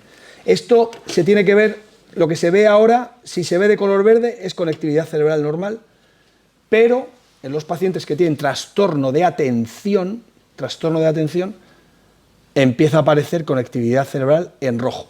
Ahí está, sobre todo la parte posterior. Mucha conectividad cerebral está alterada en los pacientes que tienen trastorno de atención. Y en los pacientes que tienen trastorno en la fluencia verbal ocurre algo parecido. Es decir, la conectividad, que son no la corteza cerebral, sino las vías que la conectan, que debería verse en verde, pues está en un porcentaje muy importante de los pacientes. Esto es una sumación de imágenes de los 100 pacientes y da una única imagen, pero están sumados los 100. A lo mejor uno de ellos no tiene alteración, pero la sumación de todos ellos sí. Exactamente lo que creemos que pasa a estos pacientes, lo que creemos que les pasa, es que los circuitos más próximos y elementales de las conexiones neurológicas le funcionan, y por eso los neurólogos y los médicos en general no aprecian alteraciones en la camilla del paciente, no las aprecian. Todo lo que exploramos siempre es normal, pero los circuitos más lejanos, los que conectan áreas muy lejanas, del lóbulo frontal con el lóbulo temporal posterior o cualquier otro, estos sí que están alterados. Se ve claramente alterados y de alguna manera es lo que condiciona que este funcionamiento, digamos, global y superior del cerebro no esté del todo engrasado. Y lo que te dicen los pacientes, este señor lo explicaba muy bien, pero la mayoría no lo explican también, lo que te dicen es: tengo una sensación como de niebla cerebral, que es lo que queremos expresar aquí, ¿no? Estoy como aturdido, pero yo qué sé, como cuando has dormido fatal, ¿no? Después de una juerga y tal, pues esa sensación permanente es lo que tienen muchos de ellos y probablemente tiene esa explicación, que es una explicación de conectividad cerebral. Esto no lo hemos publicado todavía, pero hemos hecho también el estudio de perfusión y es muy interesante también, porque esto ya es metabolismo del cerebro, no es conectividad, es metabolismo. Y lo que se ve en rojo ahí está alterado. Son los mismos pacientes y tienen alterado esa zona. Sobre todo va a estar alterada en la parte izquierda, que es la parte del hipocampo izquierdo, que es la que tiene más importancia sobre la fluidez verbal y sobre la memoria. No os habréis fijado porque es difícil, si no eres neurólogo, a lo mejor algún compañero mío aquí presente sí se ha fijado, pero justo es una zona alterada que es contraria a la que tienen los pacientes con el síndrome confusional agudo. Los pacientes con el síndrome confusional agudo tienen la alteración sobre todo en el cíngulo derecho y los del post-COVID lo tienen sobre todo en el temporal y en el cíngulo izquierdo. No sé qué implicaciones tendrá, pero bueno, al fin y al cabo, esto todavía no le estamos dando una vuelta y probablemente cuando encontremos una explicación lo mandaremos a la revista. Y este es el último caso que voy a contar, que le he dado de título El peso de la infancia. Este es un niño aparentemente normal, pero no, tiene una alteración en su cráneo. Es esta. Cuando los niños nacen, las fontanelas están abiertas, aquí hay pediatras, y se tienen que cerrar, pero si se cierran antes de tiempo, el cráneo se deforma, ¿no? Entonces esto puede dar lugar a problemas al desarrollo del cerebro, y cuando eso ocurre, pues los pacientes se les opera para abrir la fontanela y que el cerebro pueda crecer libremente. El caso que voy a contar es el de un varón que había tenido este tipo de cirugía, que se llama de craneosinostosis. Lo habían operado pues cuando tenía 1 año de edad y lo operaron en Valencia. Y nosotros empezamos a verlo cuando tenía 37 años y empezamos a verlo porque consultaba en las consultas, porque tenía unos dolores de cabeza intensos, pero lo que más llamaba la atención es que decía que cuando le dolía la cabeza perdía la fuerza en el brazo izquierdo. Bueno, pues era una migraña con aura, 37 años, pero claro, duraba demasiado poco, era demasiado reincidente. Al final le hicimos una resonancia cerebral y en la resonancia cerebral lo que se vio es que tenía muchas lesiones que aquí se ven en negro y que son pequeñas hemorragias cerebrales, lo que se llaman microhemorragias cerebrales. Como el paciente no solo no fue a mejor, sino que fue a peor, es decir, cada vez tenía más, y llegó un momento en el año 2017 que llegó a hacer una pequeña hemorragia subaracnoidea, pues le ingresamos incluso y le hicimos una arteriografía, bueno, que no vimos gran cosa. A lo largo de los años el paciente pues siguió quejándose de cefalea y de trastornos motores y ya también cognitivos, y bueno, pues le repetimos la resonancia y lo que vimos es que había seguido empeorando. Llegó un momento en que tenía tantas microhemorragias, siendo un paciente joven y sin tener tensión arterial elevada, aunque a estas edades la tensión no importa, que le hicimos incluso un panel genético, es decir, buscamos una enfermedad genética que condicionara que pudiera tener microsangrados cerebrales, que fue negativo, es decir, no tenía ningún condicionante tampoco. Al final hizo una hemorragia un poco mayor, mira, ya nos pusimos nerviosos, la única manera de tener el diagnóstico de certeza era hacer una biopsia, se lo propusimos, aceptó y le hicimos una biopsia cerebral. Así que cogimos un trocito de cerebro y lo miramos al microscopio. ¿Y qué vimos? Lo que vimos una cosa que solo vemos en los muy ancianos. Vimos que tenía una enfermedad que se llama angiopatía amiloidea. Es decir, que las arterias y las venas de lo que cogemos normalmente es la meninge, no cogemos un trozo de cerebro, cogemos la meninge, estaban llenas de este compuesto que es una enfermedad de gente muy mayor. Dijimos, o sea, amiloide, pero el amiloide es lo mismo que depositan los que tienen enfermedad de Alzheimer. Los que tienen enfermedad de Alzheimer lo depositan en las neuronas, los que tienen angiopatía amiloidea en los vasos del cerebro, pero es la misma sustancia. Entonces le pedimos un PET amiloide, que es una prueba que solo marca el cerebro si hay amiloide. ¿Lo marca de qué color rojo? Bueno, pues todo el cerebro de este chico estaba de color rojo, o sea que estaba lleno de amiloide, claro. Nos quedamos estupefactos y fue entonces cuando nos trajo el parte, lo recuperaron sus padres o él, y nos trajo el parte quirúrgico del año 78 y vimos que le habían puesto duramadre liofilizada durante la cirugía. Es decir, que cuando le hicieron la cirugía para la craneosinostosis, el cirujano cuando cierra los planos, pues a veces la duramadre se le ha quedado muy separada y para no estirarla pone una plastia, coge un trozo de plástico preparado al efecto y se lo pone. La duramadre que le pusieron pues era ligodura. Duramadre liofilizada en el año 78 en España era toda de la misma marca, se llama ligodura, ahora veremos. Nosotros, ya hemos coleccionado más casos similares, todos el motivo de la cirugía es diferente, pero todos están operados en el mismo hospital y le han puesto el mismo tipo de plastia de duramadre y todos han desarrollado la misma enfermedad.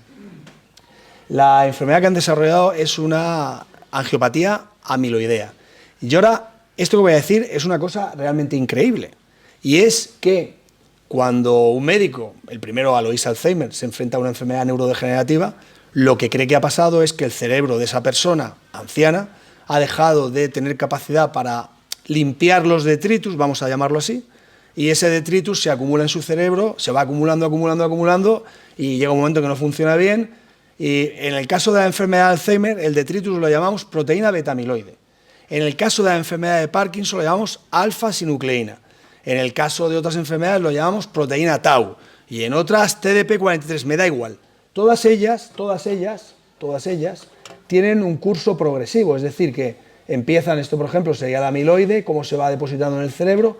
Esto sería la enfermedad de Parkinson y esto sería la alfa-sinucleína, empieza aquí en el tronco cerebral y luego va avanzando por el cerebro del paciente. De ahí que al principio el paciente parkinsoniano solo tiene problemas de movimiento porque solo está afectado el tronco cerebral, pero cuando avanza la enfermedad puede tener también alucinaciones visuales, problemas cognitivos, problemas para tragar, porque la alfa-sinucleína va avanzando. Y esto que se pensaba que era porque simplemente pues se está metabolizando más la proteína, se está acumulando, ahora creemos que funciona de otra manera. ¿Y cómo es la manera de que funciona? Funciona por contagio. ¿Qué quiere decir por contagio? Que una proteína mal plegada, si toca la de al lado bien plegada, la invierte. Es decir, las proteínas tienen una composición de aminoácidos y cada proteína tiene un número concreto de aminoácidos. Pero luego, cuando salen a la célula, tienen que tener una conformación tridimensional. Y la conformación tridimensional es igual de importante que la conformación de cada aminoácido. O sea que la función de la proteína se ejerce por los aminoácidos que la forman y por la conformación tridimensional.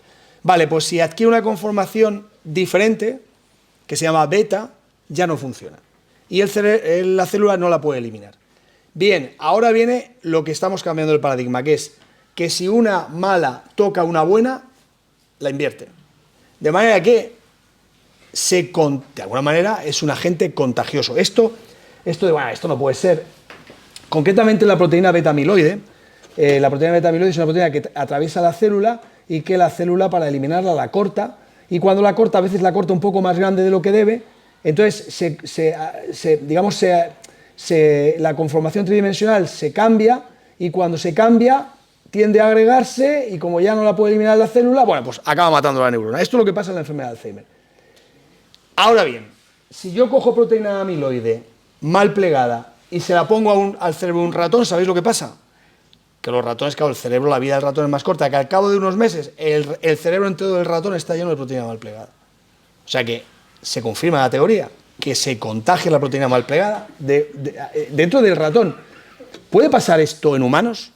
Sí, también pasa en humanos. Lo sabemos porque ha habido casos muy sorprendentes en que, sobre todo en Inglaterra, que les daban una hormona del crecimiento a los niños y esta hormona del crecimiento la sacaban de cadáveres.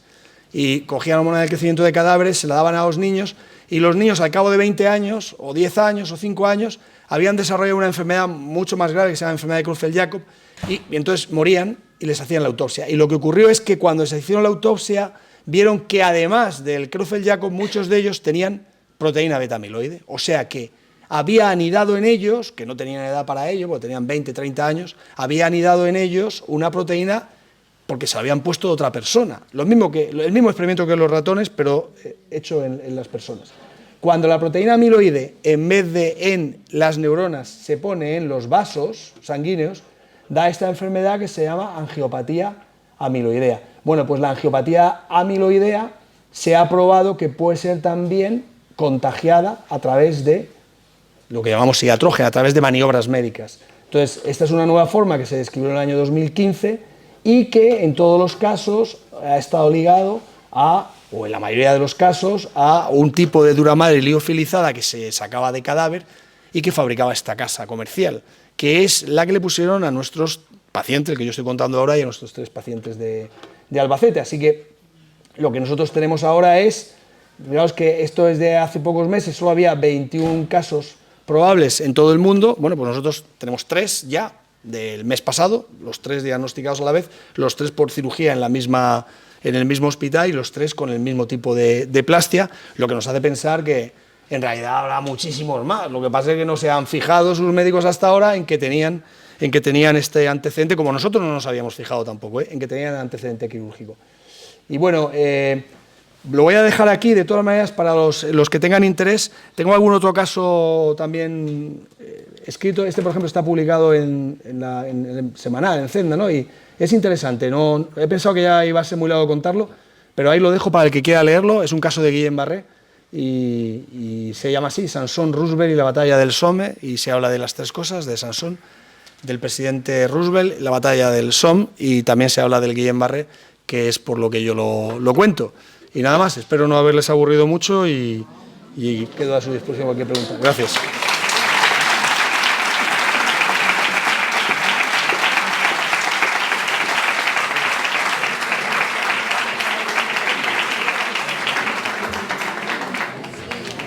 Tomás, muchísimas gracias por tu conferencia. Es un lujazo tenerte con nosotros. Recuerdo el otro día cuando decías que diste una conferencia en Benidorm y que te estabas ya acercando al salón donde la ibas a dar, y dice, vi una cola tremenda, y dije, bueno, será un estreno de alguna película y era tu conferencia, verdad, haciendo a la gente cola. Esto me ha pasado, sí. Bueno, te han seguido 60 personas, más de 60 personas, y ha habido una pregunta, primero te hago la de internet y luego ya María José os pasa. Juan Gualda pregunta, ¿el ejercicio físico realizado habitualmente puede vigorizar e incluso renovar cerebros con daños no severos? Pues la respuesta es sí. Sí, no sabemos muy bien por qué, pero el único neuroprotector probado, a falta de otros, es el ejercicio físico aeróbico, el aeróbico. O sea, que hacer esta precisión. Probablemente hacer ejercicio físico aeróbico produce unas sustancias que son neuroprotectoras, pero esto está probado por la medicina. Si una persona hace ejercicio físico y está medido, ¿no?, al menos 3 veces de 30 minutos a la semana, tiene muchas menos posibilidades de desarrollar cualquier enfermedad neurodegenerativa. Sí. Gracias, Tomás. Bueno, felicidades por la conferencia y aburrirnos nunca, vamos, jamás. Ha sido, como decíamos al principio, excepcional. Bueno, si tienen alguna pregunta, pueden levantar la mano. A ver, por ahí. Venga, voy para allá.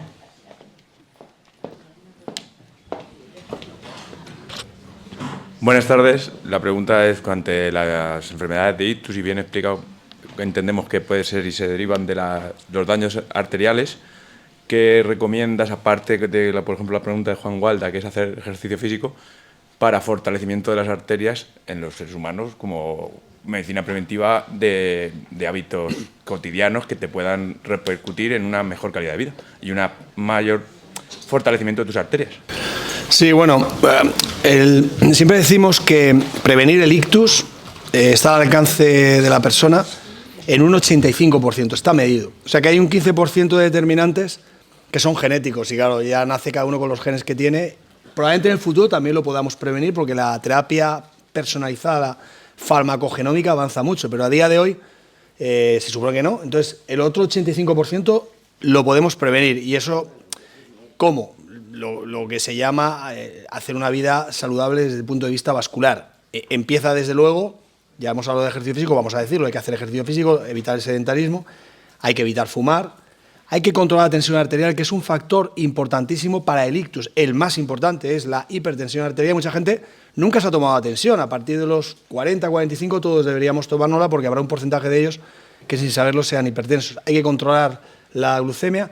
Es importante también controlar, que mucha gente no lo hace, una enfermedad común que va apareciendo sobre todo en los varones cuando nos vamos haciendo mayores, que es la apnea obstructiva del sueño y que también condiciona un grave riesgo de ictus.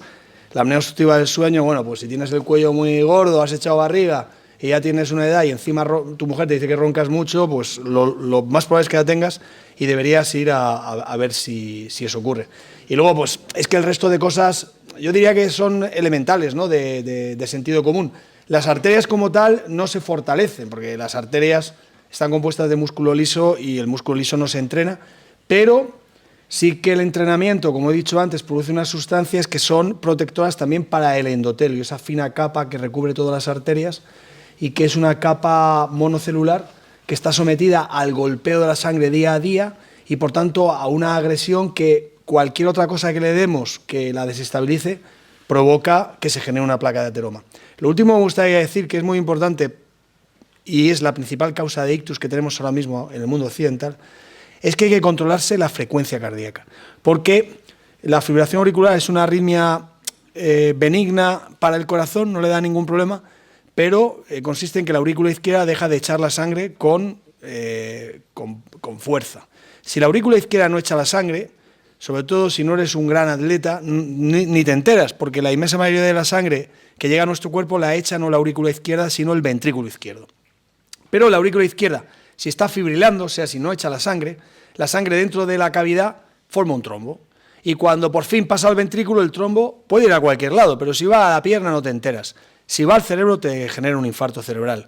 Digo que si va a la pierna no te enteras de verdad porque son trombos pequeños y se impacta en una arteria de la pierna, ni lo notas, la sangre sigue empujando y al final se rompe. Pero si va a una arteria cerebral te va a causar un infarto que puede ser catastrófico. Entonces, los japoneses, que son muy listos, ya pues tienen incluso en los teléfonos móviles una aplicación que cuando se la pone a tu marido o a tu mujer y a través de la pupila, por el latido de la retina, detecta si el paciente puede estar en fibrilación auricular. Aquí en el mundo occidental pues tenemos todos ya un reloj de estos que muchas veces son inteligentes y te dicen, oye, que tienes una arritmia. Si no tienes un reloj ni eres japonés, pues bueno, es ir al médico de cabecera a que te tome el pulso, por lo menos, no, o tu familia, o es una cosa elemental que yo creo que deberíamos hacer a partir de los 60 años, todos nosotros, por lo menos una vez cada 3 meses. ¿Qué manda María José aquí? Buenas tardes. ¿Qué le han enseñado a sus pacientes que no se aprenda en la universidad? Y en segundo lugar, ¿qué consejo daría a los familiares de pacientes neurológicos severos? Bueno, son dos preguntas así muy generales. Claro, los pacientes a cualquier médico le enseñan mucho. Eso es la verdad. Pero yo ahora soy profesor en mi trabajo real, más que médico, ya soy profesor. Una cosa que siempre me gusta decirle a los alumnos es que el médico debería intentar en cada momento ponerse a la altura del paciente que tiene delante. Es un enorme error muy común entre mis colegas tratar de la misma manera. Por ejemplo, el señor Martínez probablemente trataba a todos sus pacientes del banco igual, pero, o a lo mejor no, y si no lo hacía era mejor vendedor, pero el médico no lo puede hacer de ninguna manera. Yo no puedo tratar a un señor, con todos respetos, analfabeto, que ya aún quedan algunos, y con un nivel cultural e intelectual bajo, de la misma manera que a un abogado del Estado que viene a mi consulta, pero no porque uno sea más o menos, sino porque cada uno de ellos requiere de mí que yo me exprese de la manera que él me pueda entender. Y si le hablo igual, no me van a entender. Entonces yo sí voy a hacer mi trabajo muy bien, he hecho el diagnóstico, le he puesto el tratamiento, pero si el paciente no me entiende, ¿qué va a pasar? que seguramente deje el tratamiento al cabo de 2 semanas. Esta pastilla me sienta mal, me dan ardor, no sé qué, lo dejará. No lo va a dejar si entiende por qué se lo he puesto y entiende para prevenir que se lo he puesto, y todo esto pues requiere un esfuerzo. Los pacientes, pues bueno, como cualquier relación humana, te enseñan a ti, y yo quiero pensar que también el médico le enseña a ellos. La segunda pregunta era sobre las familias de los enfermos neurológicos. Pues claro, es muy difícil tener un enfermo neurológico en casa, como debe ser difícil también tener un enfermo psiquiátrico. Y son enfermos que requieren mucho cuidado y que cambian la vida, no solo suya, sino de todos los que le rodean. Pues si yo tuviera que decirles qué consejo les doy, pues que tengan paciencia, amor y resignación, que de todas maneras es un consejo que vale para esa enfermedad y para cualquier otra. Yo, Tomás, no soy japonés, pero llevo un reloj que hace electros, y además electros tan buenos como los que se hacen en urgencia en el hospital. Y una de las conferencias de este ciclo va a ser el corazón en tu muñeca, que la va a dar el cardiólogo Víctor Hidalgo, sobre este tema de herramientas. Pues no se la pierdan porque es muy interesante. Gracias. Pues la recomendamos, y en los folletos viene la información. Buenas tardes, doctor. Buenas tardes. Le hago una pregunta. Mi marido siempre ha sido muy deportista, mucho. De hecho, todavía monta en bici. Pero a raíz de la 4ª vacuna del COVID, empezó un día, me di cuenta que no conocía a una persona, que no conocía a otra persona. Me preocupé muchísimo y busqué un neurólogo del que no encontrábamos ninguno, y encontré a la doctora Blanca. ¿Está por ahí la doctora Rayo? Sí, que es la que lo está tratando. Pero eso se corta con el tratamiento. Bueno, habrá que ver el diagnóstico. ¿Cuál es el diagnóstico? Porque, claro, podemos poner en relación con que le pusieron la vacuna, pero a lo mejor es que desarrolló una enfermedad de Alzheimer en ese momento, que es cuando... Y no tiene que ver... Es decir, que una cosa es una reacción postvacunal y otra cosa es tener una enfermedad neurodegenerativa. La doctora Blanco puso por probable Alzheimer. Claro, pues entonces el diagnóstico... O sea, que eso le dio así de pronto, Alzheimer. Bueno, a ver... ¿Ha visto usted el caso del señor Martínez? Sí. Muchas veces las enfermedades neurodegenerativas debutan en una situación de estrés. Es decir, que de alguna manera aún está contenido, y si... Es que lo vemos mucho, lo llamamos, perdóneme, el síndrome, los médicos somos así a veces, el síndrome, no debía decirlo, voy a decir, el síndrome de la gacela. Que quiere decir que la familia nos dice, pero si hasta ayer estaba saltando por el campo tan alegre, y tú lo ves allí que está totalmente inmóvil. ¿Y qué es lo que ha pasado? ¿Nos engaña la familia? No. Lo que ha pasado es que el paciente, en su ambiente normal y natural, pues se desenvolvía muy bien, y de repente ha tenido una neumonía, que no tiene nada que ver con el cerebro, pero ha tenido una neumonía. Y la neumonía pues le hace que tenga fiebre, que duerma peor, que se produzcan unas sustancias que son muy tóxicas para el cerebro, que se llaman citoquinas, y como ya tenía el cerebro en el límite, es decir, que hubiera desarrollado igual la enfermedad de Alzheimer, a lo mejor dentro de un año, pues lo acelera. Esto es lo que es más probable que ha pasado con su marido. Sí, lo tengo aquí al lado. Lo tengo aquí. Entonces, no conoce a la gente. No monta en bici, sigue montando en bici, sigue conduciendo, sigue haciendo todo, pero no conoce a la gente. Bueno, pues... La doctora Blanca lo verá el mes de mayo. En mi situación anímica. Su situación anímica, ¿qué? Díselo. Que tengo poca ilusión. Que dice que tiene poca ilusión. Que tiene poca ilusión, dice. A lo mejor se le puede dar algo para aumentar el ánimo también, claro. Bueno, pues mucho ánimo, mucho ánimo. Ahí. ¿Se lo puede pasar? Sí, claro. Gracias. Soy yo. Si son las dos, primero No, yo no. Ella. Yo hace 2 años que he tenido una pérdida grande, y a raíz de eso la memoria noto que me falla mucho. Usted tiene el motivo más común de consulta en un neurólogo ahora. Doctor, me falla la memoria y no me falla más nada. Y entonces hay 2 posibilidades. Le falla la memoria en el contexto de que pone menos atención o está más triste, como usted dice, o le falla la memoria porque está en la fase inicial de una enfermedad cuyo manera más habitual de debut es fallando la memoria, que se llama enfermedad de Alzheimer. Pero yo es que por parte de padre y de madre, las abuelas también perdieron... Bueno, pero todos, mi abuela también tenía Alzheimer, es que es tan común. Aquí no hay que quedarse con la duda, ahora tenemos maneras de distinguir entre churras y merinas. Podemos saber si usted tiene A o B. ¿Cómo? Porque la medicina ha conseguido aislar unas sustancias que se llaman biomarcadores de Alzheimer, que te dicen si tienes enfermedad de Alzheimer incluso aunque tu manera de expresión clínica sea mínima. Pues se me olvida de vez en cuando algún nombre. Lo que pasa es que para hacer eso hay que hacerlo a través de un examen del líquido cefalorraquídeo. Entonces, como no pasa nada, no es nada peligroso ni grave, pero como es una punción lumbar, lo normal es que el paciente vaya al médico de atención primaria, nos lo envía al neurólogo, el neurólogo ve que es verdad, que puede ser una de estas dos cosas, programamos la punción lumbar, miramos el líquido y le decimos lo que tiene. Sí, casi siempre decimos, no tiene usted nada, pero a veces decimos, tiene usted una enfermedad de Alzheimer, pero si estoy tan bien, mire, si estoy trabajando, de hecho, digo, como Maragall, que era presidente de la Generalitat, si es que ser presidente, por cierto, requiere alguna capacidad cognitiva superior, que era presidente de la Generalitat y siendo presidente le dijeron que tenía Alzheimer. No sé si se acuerdan ustedes. Y claro, él no tenía demencia. Una cosa es tener la enfermedad antes de que evolucione hacia la demencia y otra cosa es tener la demencia. Usted no tiene demencia. Usted lo que tiene es pérdida de memoria. ¿Es la fase inicial de la enfermedad o es simplemente que estoy triste? Pues esto es lo que hay que ver. El tema de las vacunas. Nosotros también tenemos, ahora lo publicaremos también, lo tenemos ya acabado el trabajo. Hemos hecho un trabajo mirando qué pasa cuando a las personas le ponen una vacuna, porque tenemos la suerte de que en el Hospital de Albacete a gran parte del personal sanitario, enfermeras y médicos encomiables, cada vez que se han puesto una vacuna se han dejado pinchar el día antes, el día después, a la semana, al mes, a los 6 meses y al año. Así que tenemos un curso serológico de lo que ha pasado en su cuerpo después de cada vacuna.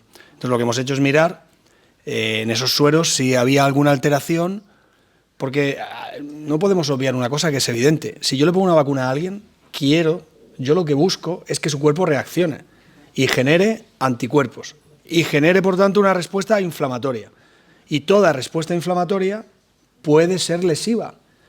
Claro, te va a proteger de la gripe o del COVID, pero no hay más que ver que te ponen una vacuna y te duele la cabeza, se te hincha el brazo, te encuentras... Y es por la respuesta inflamatoria. Hay que poner la balanza que es más interesante. Por ejemplo, a mí que me echen un guante. ¿Cómo voy a vacunar del COVID si el COVID a mi edad y estado de salud toco madera es poco más que un constipado? Pues no me vacuno del COVID. Claro, pero en el momento a lo mejor inicial de la enfermedad, que se morían a chorro, porque eran otras cepas y era otra gravedad, pues lo lógico es ponerte la vacuna. Entonces, lo que nosotros hemos descubierto, que ya lo mandamos esta semana, supongo que nos lo cogerán, es que efectivamente hay una disfunción endotelial transitoria y la gente se pone una vacuna. De manera que tienes una cierta... Tu endotelio, claro, sufre la agresión de la vacuna y de alguna manera se inflama un poquito. Si tu salud es normal, no lo vas a notar. Si estás en el límite, porque eres diabético, hipertenso, fumas, pues a lo mejor tienes un infarto de miocardio o un infarto cerebral, que los hemos visto mucho. Pero claro, ¿eso es que las vacunas son malignas? No, es que están produciendo una respuesta que es normal que la produzcan, porque si fueran inocuas no te harían producir anticuerpos. Lo de si el post-COVID va ligado o no a ansiedad, pues ya lo he dicho desde la conferencia. Es que, claro, en el contexto en que sucede todo esto, pues es lógico pensar que puede influir también.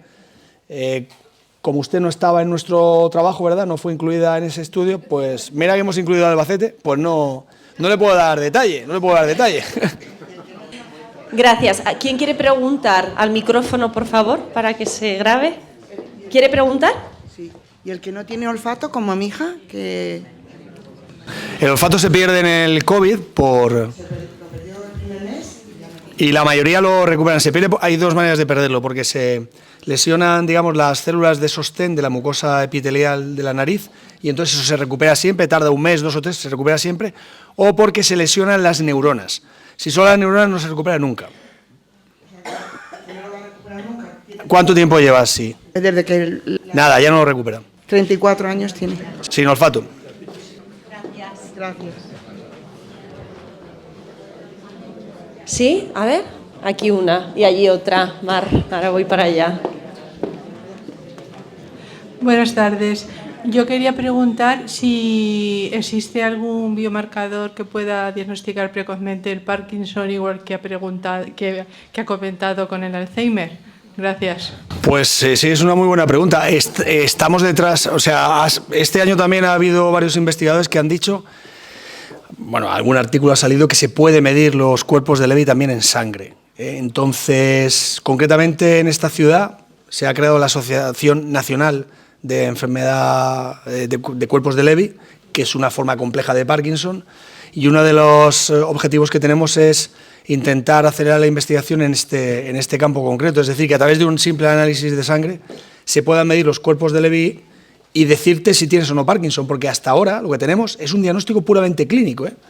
Es decir, que yo digo, el geriatra dice que tiene Parkinson y yo que no, y ninguno tiene razón. Bueno, el que tenga más experiencia es más probable que acierte, pero a veces tampoco es así, porque es un diagnóstico clínico basado en el examen clínico, en la exploración.